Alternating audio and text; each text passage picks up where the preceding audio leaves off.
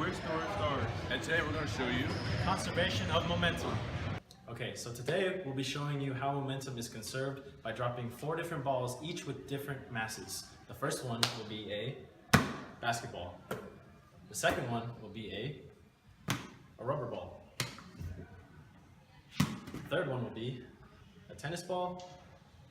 And the fourth, a golf ball.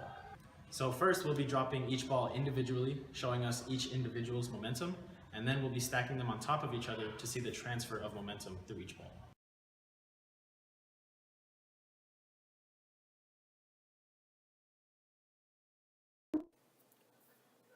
First, we're dropping the basketball from a height of 1 meter. Once it hits the ground, on its ascent, it only attains about 60% of its original drop height. This is because some of the kinetic energy that the ball had does escape the system when it hits the ground. However, since this ball has the highest mass out of the 4 balls that we use, it does reach the highest height upon its ascent. Therefore, it does have the most momentum to offer since it reaches the most distance in the least amount of time of all of these balls. We'll see later how it transfers that momentum to the other balls that we're going to stack on top of it later in the video.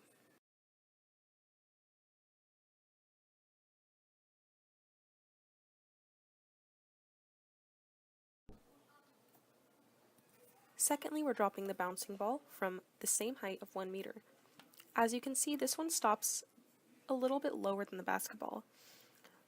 The mass is lower, so we know that its kinetic energy is not as high, and therefore it will not reach as high of a height as the basketball, and similarly it will have less momentum to transfer to other balls in the system when we stack on top of it later in the video.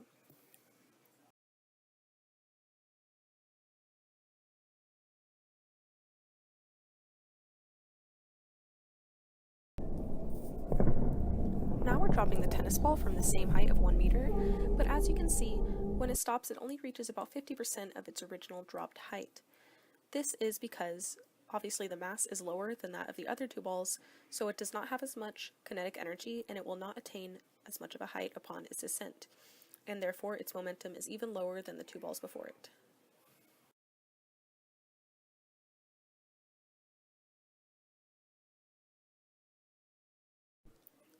Lastly, we drop the golf ball from the same height, and as you can see, this one doesn't even reach 50% of its original drop height. It has the least mass of the 4 balls, and therefore it has the least velocity, and it will attain the lowest height. This is going to be the ball that we stack on top of the other balls to transfer the momentum to, since it has the least amount of momentum to start with, and we can see the biggest difference in its final height.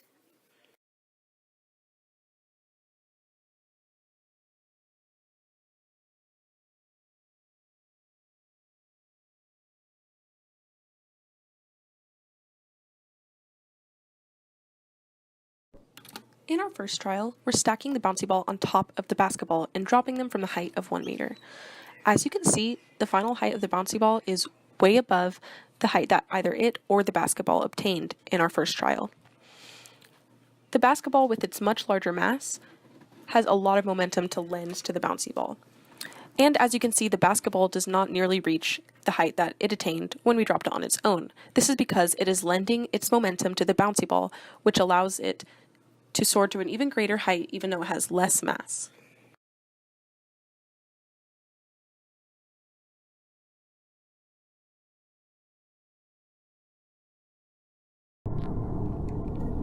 In this trial, we're using the bouncy ball as the base for the tennis ball. As you can see, the height that the tennis ball attains is greater than the height that it attained when dropped on its own. However, it is not as great as the height that the basketball lent to the bouncy ball in our previous trial. Obviously, the bouncy ball has less mass than the basketball, which means that it has less momentum. And while it does lend what little momentum it has to the tennis ball to let it attain a height of about 1 meter, it's really nothing compared to the great mass of the basketball, which lends a much higher momentum to any ball stacked on top of it.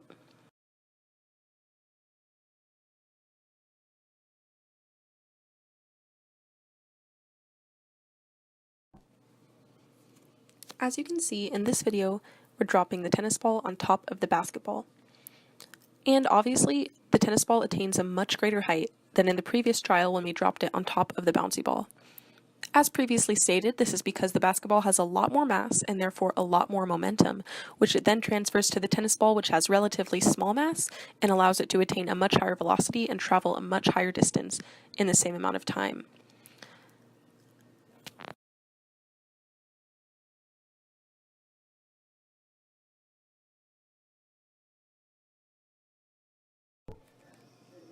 For our last trial, we're stacking 3 of the balls on top of one another. At the base, we have the basketball, the middle is the bouncy ball, and the top is the golf ball.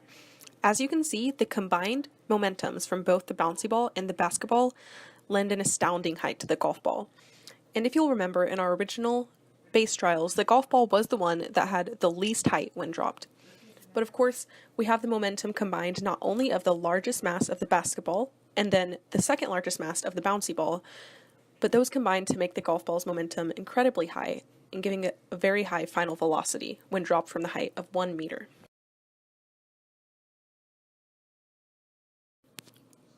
In conclusion, we know that momentum is equivalent to an item's mass times its velocity. Therefore, we proved that the greater mass an object has, the more momentum it's going to have. We saw this if you compare the basketball's initial height and then final height, compared to, say, the golf ball, which has a much lower mass and therefore less momentum. Since we know that momentum is conserved within a system, it's easy to look at this equation and see what happens when we drop 2 balls stacked on top of one another. They'll both have the same velocity since they both reach the same distance in relatively the same amount of time. However, as we know, the 2 balls will have different masses. Therefore, the ball with a greater mass will have a higher momentum.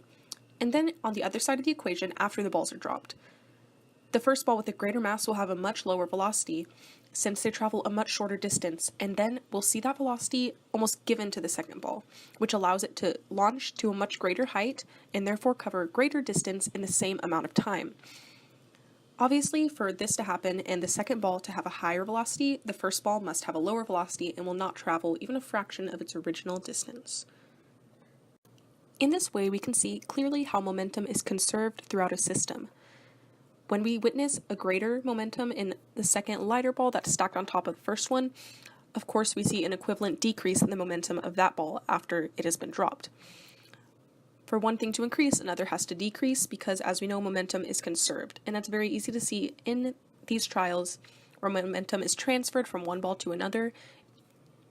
We see the ball's height either decrease or increase according to how the momentum is transferred.